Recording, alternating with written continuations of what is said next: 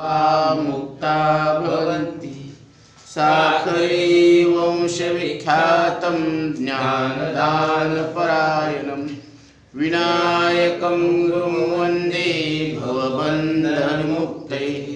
ज्ञानप्रतापविलसद्वचनामृतं च अद्वैतभावपठिताहितबुद्धिरस्य ज्ञानेश्वरः भगवान् अवतीर्णैव श्रीरंगनाथ गुरुराज नमोस्तु तुभ्यं। या देहाचा भरवसा पुत्रा न धरावायसा माझे माझे मनोनिया बहु दुःखाचा वळसा। बहुत ठकी येले मृग जळाच्या आशा तृष्णा सांडुनिया योगी गेले वनवासा।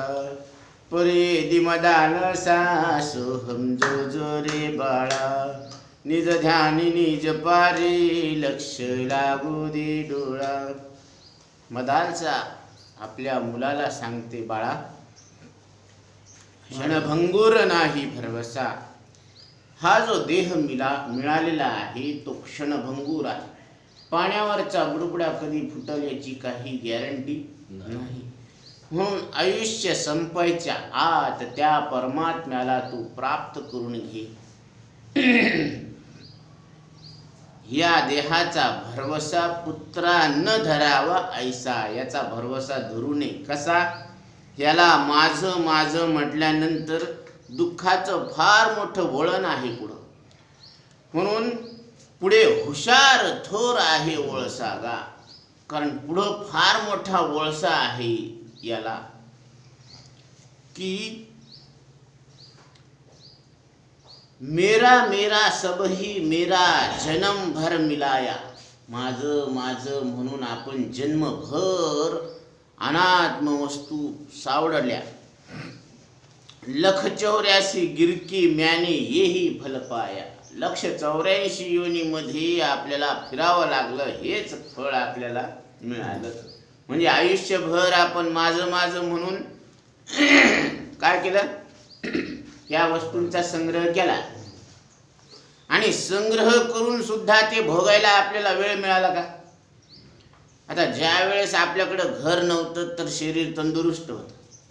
आता घर बांधलं तर आता त्या फरशीवरून चालता येत नाही, नाही का?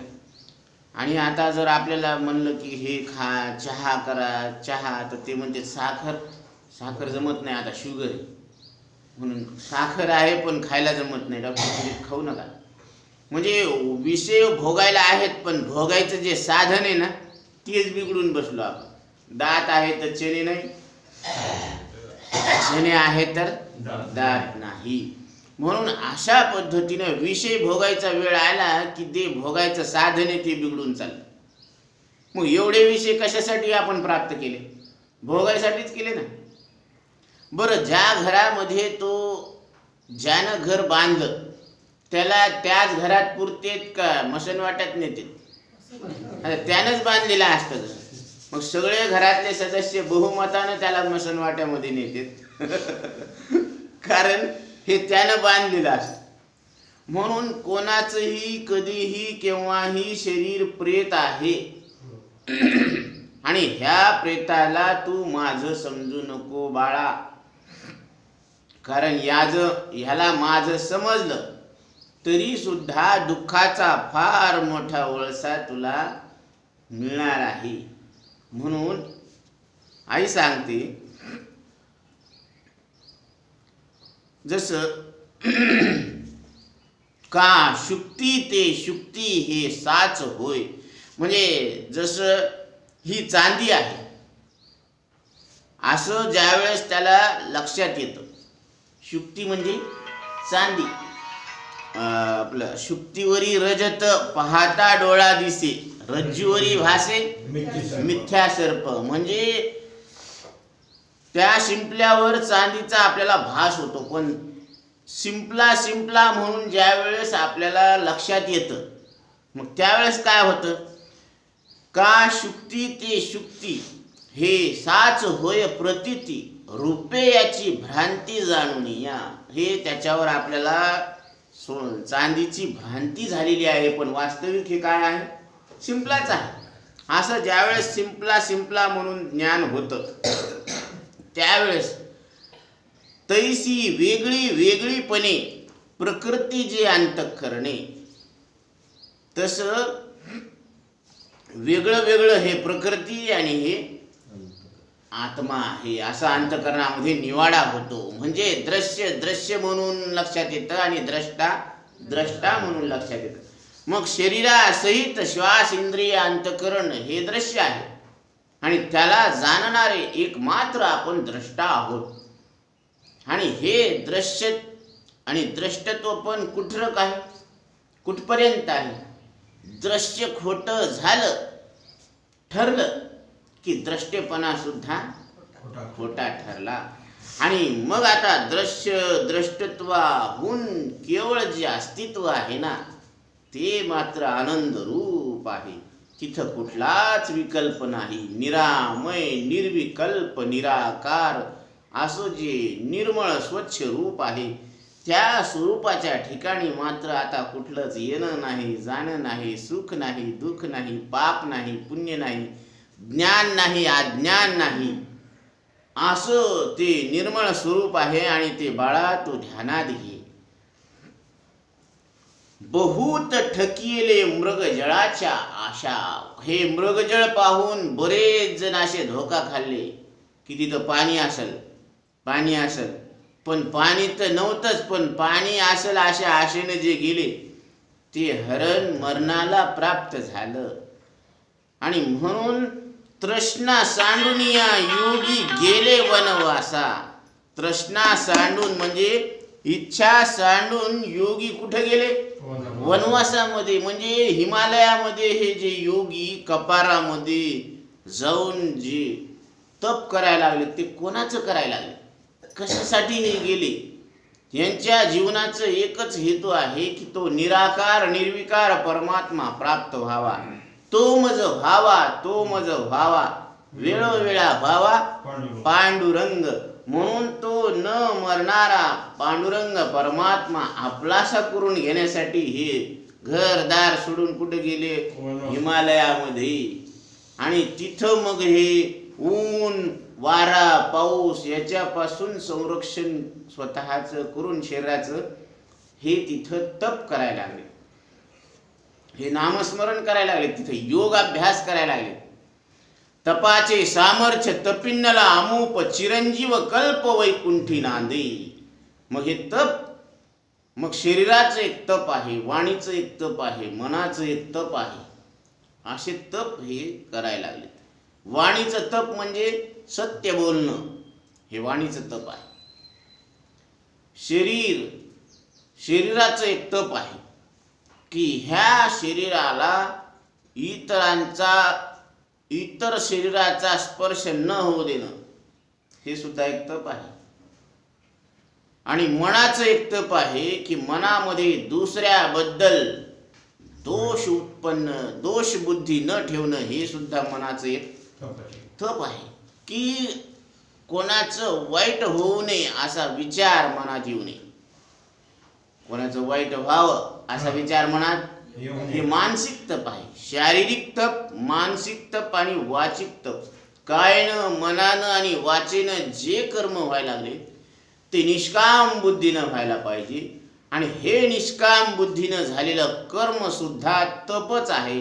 आणि तेच तपाचे सामर्थ्य तपिन्नला अमूप चिरंजीव कल्प वैकुंठी नांदे. कारण या तपानं अंतकरण शुद्ध होत असतं. मन वाणी आणि शरीर जिथं शुद्ध झाले, पाणी स्वच्छ असल्यानंतर प्रतिबिंब जशाला तसं दिसत असतं, तसं अंतकरण शुद्ध झालं की मग सत्व रज तम हे जे 3 गुण आहेत ना, तर हे आपापल्या कक्षेमध्ये राहतात, कक्षा सोडत नाहीत. आणि मग त्याला अज्ञान हे सहज निघून जातं. मग अज्ञान अवघे हरपे, विज्ञान निशेष करपे, ज्ञान ते स्वरूपे होऊन ठाकी. म्हणून बाळा तृष्णा सांडुनिया योगी गेले वनवासा. हे या संसाराची इच्छा सोडून योगी कुठे गेले? वनवासात गेलेले आहेत. या पोटा कारणे रे काय न करी जे एक. या पोटासाठी काय नाही करत बरं. सगळे जे इथून तिथून प्रयत्न करायला लागले सकाळी उठल्यापासून, तर ते पोट कसं भरल याच्यासाठीच प्रयत्न आहेत सगळ्यांचे.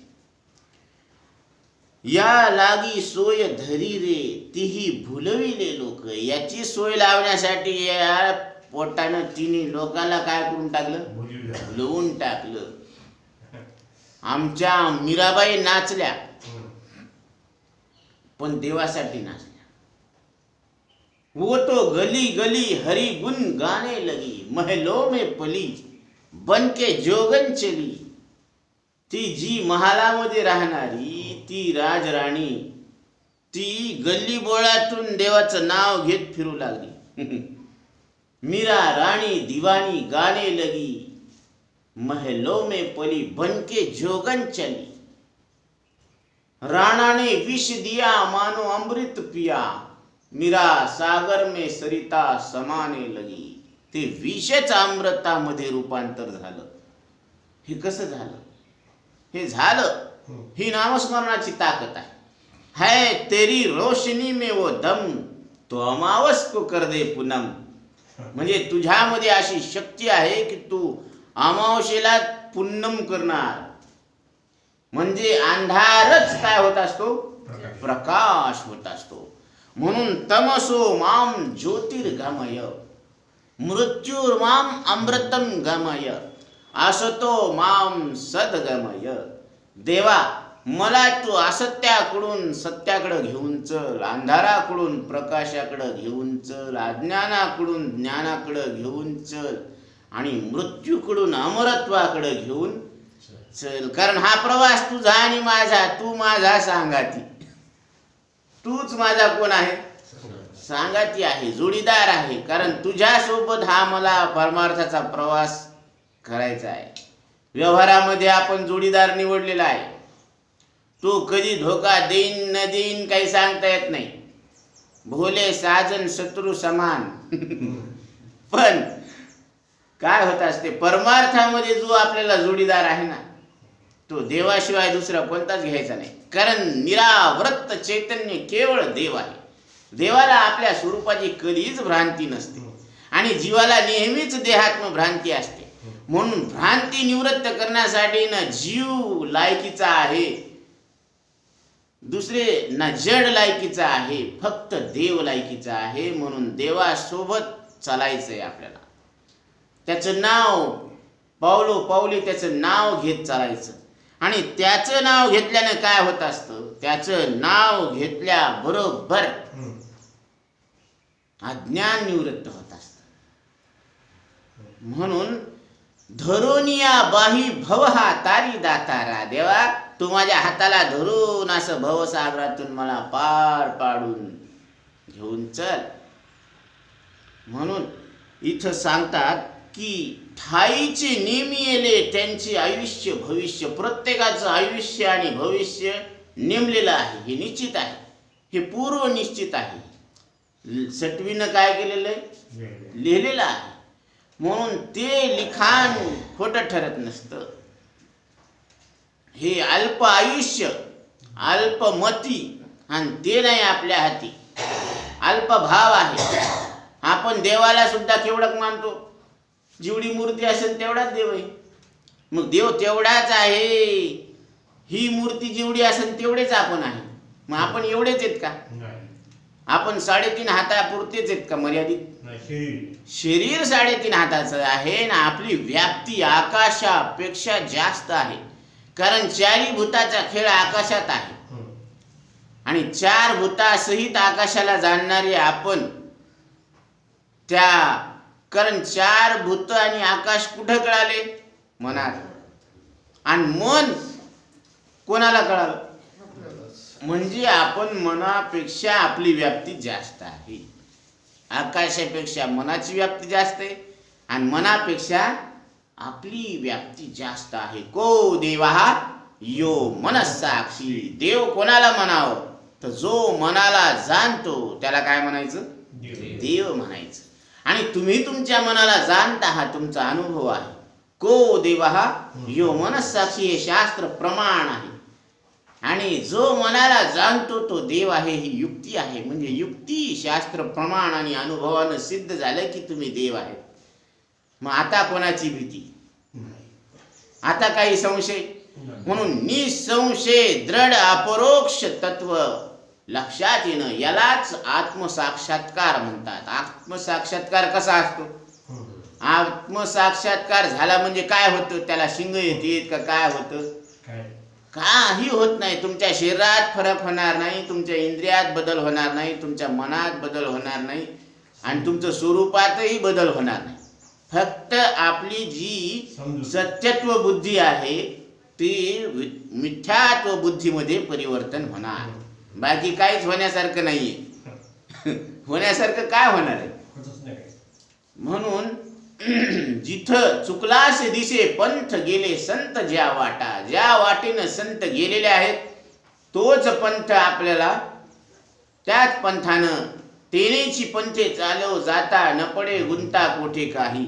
म्हणून बाळा, ललाटीचे ब्रह्मरेखा नेनती ते ब्रह्मादिक. ललाटी म्हणजे तुमच्या प्रारब्धामध्ये काय लिहिलेलं आहे हे ब्रह्मादिकाला सुद्धा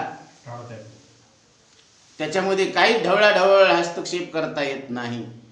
म्हणून केले कर्म झाले तेची भोग आले, उपजले मेले ऐशी किती. याच्यामध्ये काहीच बदल करता येत नाही. तुमच्या शरीरात बदल करता येईल, तुमच्या इंद्रियात बदल करता येईल एखाद्या वेळेस, पण तुमच्या भोगामध्ये बिलकुल बदल करता येणार नाही. प्रारब्ध कर्म जे फळ देऊन चुकलेलं आहे, आता त्याच्यात काय बदल करणार?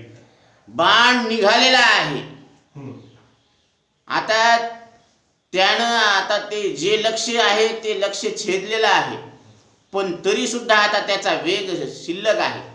तर आता समोरून पक्षी यायला लागला आणि त्या नेम धरणाऱ्याला वाटायला लागलं की आता तो बाण तिथंच थांबावा, त्या पक्षाला लागू नये. पण ह्याची केवळ इच्छाच राहायला लागली. त्या बाणाचा जिथपर्यंत वेग आहे तिथपर्यंत ते जाणार, आणि जिथं वेग संपला तिथंच ते पडणार. म्हणून ह्या प्रारब्ध हे कर्म फळ देऊन चुकलेलं आहे, ते भोग तुम्हाला भोगूनच संपवावे लागणार आहे. म्हणून त्याच्यामध्ये आता काही हस्तक्षेप, काही बदल करता येत नाही. म्हणून ललाटी ब्रह्मरेखा नेनती ती ब्रह्मादिक. ही ललाटीची जी ब्रह्मरेखा आहे ना, तर ही ती सुद्धा जाणू शकत नाही याच्यामध्ये कोणते फल आहेत, आणि त्याच्यामध्ये हस्तक्षेप सुद्धा करता येत नाही. कारण याच पोटासाठी हे सगळे फिरायला लागले. यारो पेट बडा बाका. कबीरदास सांगतात की पोट लई काय बाका. घर घर मांगे म्हणजे सबसे लगा दिया धोका. सगळ्याला यानं काय दिलेलं आहे? धोका. सकाळी उठल्यापासून जे खोटं बोलायला सुरुवात करते ते संध्याकाळ होस तर का? कारण पोट भरायचं ना. आमचे संत पोट भरायसाठी का आनंदानं नाचायला. या रे नाचू प्रेम आनंदी, राम नामाची या छंदे. म्हणा श्रीराम जय राम जय जय राम, भव सिंधू तारक नाम. हे भव सिंधू म्हणजे जन्म मृत्यूला तारणार असं नाव आहे.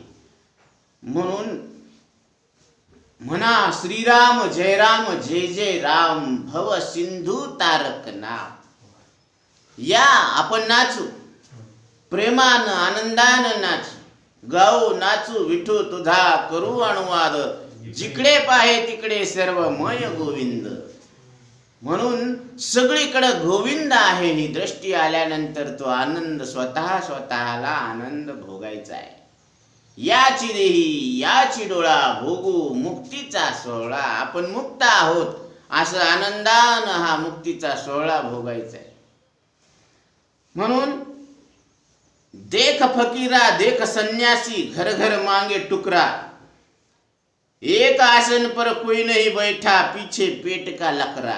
हे संन्यासी असो का गृहस्थी असो सगळे आपले फिरायला लागले. एका आसनावर कोणी बसलेलं त्याला वाटतं ह्या घरी अजून पण त्या घरी पाहू अजून. 5 घर भिक्षा मागायचा नियम असतो ना. म्हणून ओम भवती भिक्षाम देही हालाप निरांजन म्हणजे भिक्षान्न म्हणजे कोरान्न हे पवित्र अन्न असतं. त्याच्यामध्ये अहंकाराचा लेश नसतो.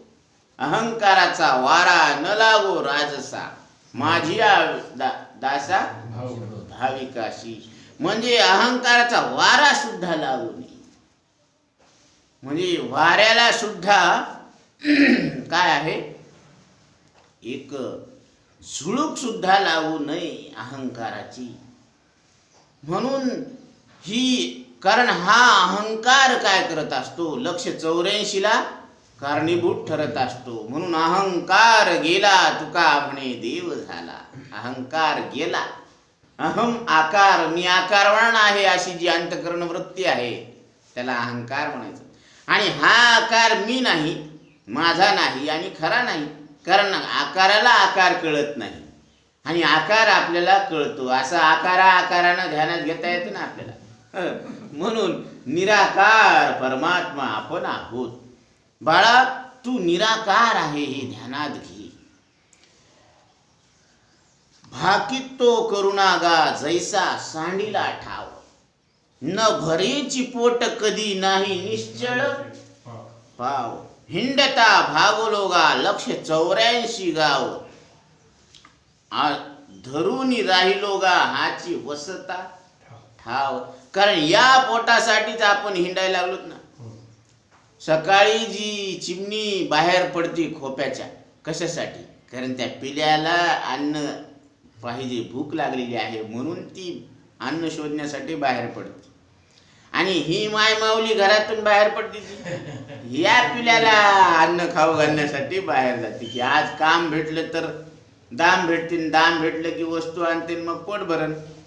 म्हणून आता माझी करी चिंता दान देई भगवंता पाटी पोटी नाही कोणी निर्वी सज्जन संता. देवा मला माग नाही कुणी पुढं नाही कुणी. बरं आहे ना आपल्याला कोणी माग नाही पुढं नाही म्हणल्यावर माग नाही म्हणजे आपलं कोणी कारण नाही आणि पुढं नाही म्हणजे आपलं कोणी कार्य नाही.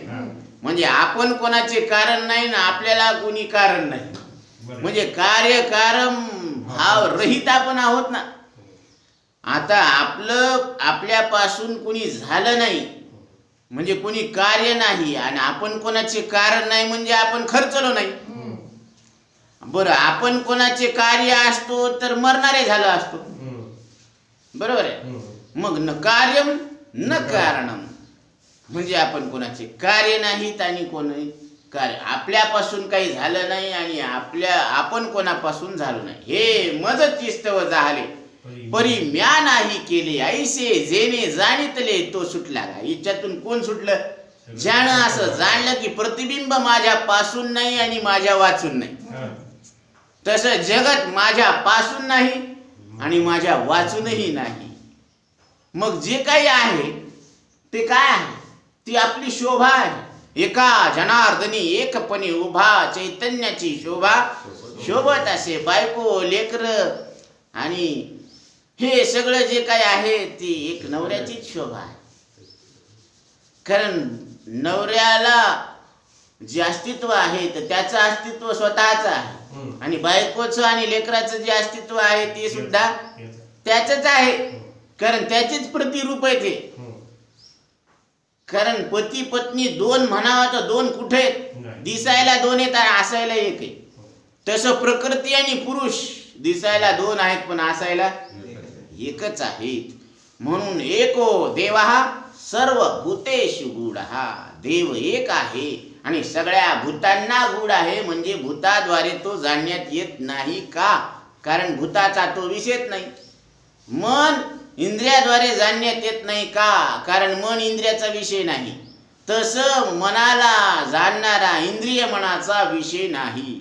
इंद्रिय मनाद्वारे शरीर जगाला अंतःकरणात जाणणारा इंद्रिय मनाचा विषय नाही. म्हणून सर्वेंद्रिय गुणाभासम सर्वेंद्रिय विवर्जितम. आपण सर्व इंद्रियाला आणि त्यांच्या विषयाला प्रकाशन करून इंद्रिय आणि मनाहून वेगळे आहोत असं भगवान सांगतात. जळीची जळचरे जळी रमती भुलली ती बापुडी रे ते काही नेनती जव नाही पुरली त्यांची आयुष्य प्राप्ती वरी घालून भोवर जाळ बापा तया ते गिवसिती परे देमदालसा सोहम जो जो रे बाळा. जिवंतपणे ज्याला जसं जसं वळण आहे तस तसा तो काय करायला पाहिजे, तो हा जो फासा आहे तो तोडायला पाहिजे. कोणता? काळाचा, जन्म मृत्यूचा. कारण काळ पाठी लागलेला आहे.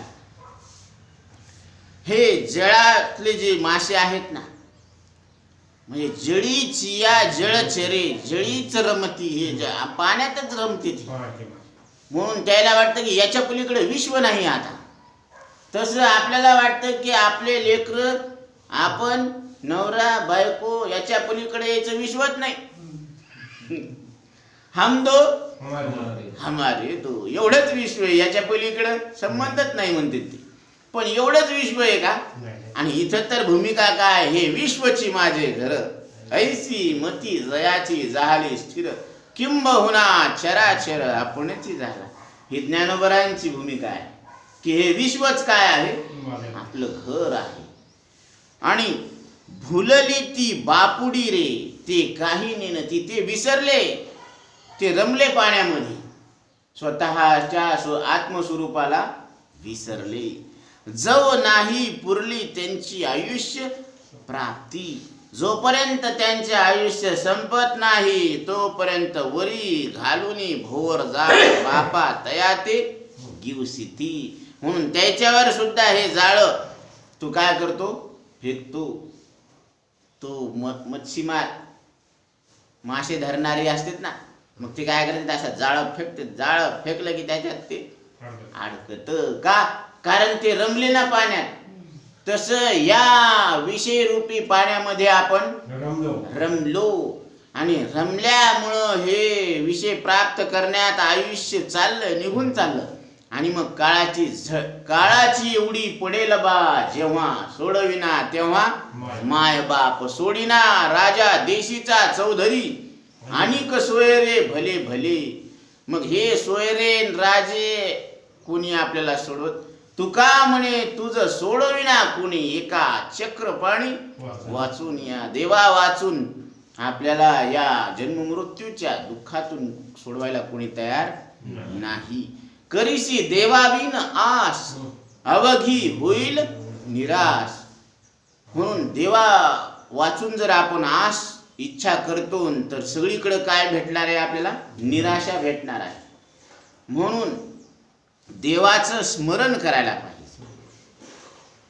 तर जिता जिशी जैसा तैसा पुढे आहे रे वळसा. पुढं ते वळण आहे फार मोठं बरं का. 184च 6 उगवुनी फासा काय करा करणे ते करी. काय करायचं ते करा, पण हा फासा आधी तोडा. काय करायचं? आता समजा पिंजरा उघडा आहे आणि पक्षी त्याच्यात बसलेला आहे, तर हे आश्चर्य की दरवाजा उघडा असून पक्षी कस काय राहिला. तसं 9 द्वार पुरे देही, या शरीराला 9 द्वार आहेत. आता हे सगळे दरवाजे उघडे आहेत आणि याच्यामध्ये हा जीव इतक्या दिवस राहिलाच कसा, हे आश्चर्य. उड़ जाएगा एक दिन पंछी रहेगा पिंजड़ा खाली. आता हे तर खाली होणारच आहे देहाचा पिंजरा.